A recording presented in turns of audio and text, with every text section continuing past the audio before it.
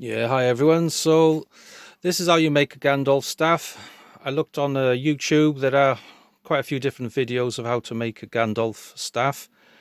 I've looked at quite a few, and also how to do some painting, how to make a PVC pipe look like wood. So it's going to be interesting. So this is the UPVC PVC pipe. It's a 1.5-inch water pipe, and you can buy this at any, well, most DIY stores. And I just make it, I don't know, a comfortable height to the person. There's not a right and a wrong about this. This is just like a personal choice and custom. Everyone's going to be different. Every one of them is going to be different. So you just cut it off. I think this is about just under 5 foot, I suppose. And the first thing I'm going to do now is get rid of the shine. I got to sand it down now, make it look rough. Then put scratches all the way down. I can use a Dremel. I got a Dremel, or I can use a rasp, and this is really handy.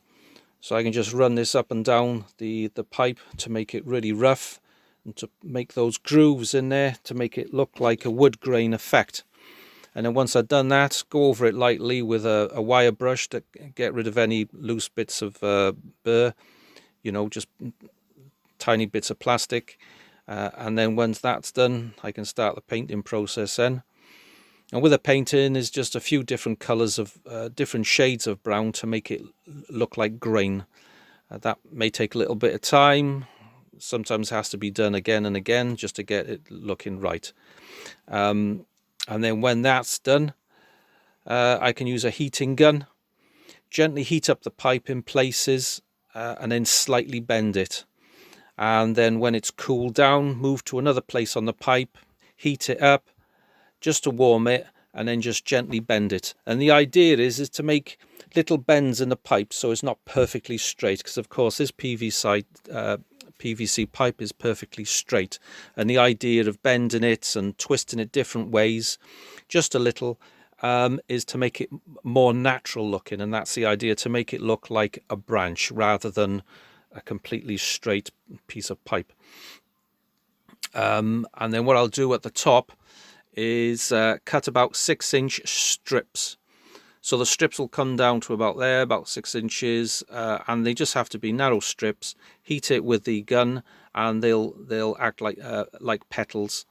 When they're heated up, they'll gently fall away from the central pipe. And then when I've done the crystal can actually sit on the top.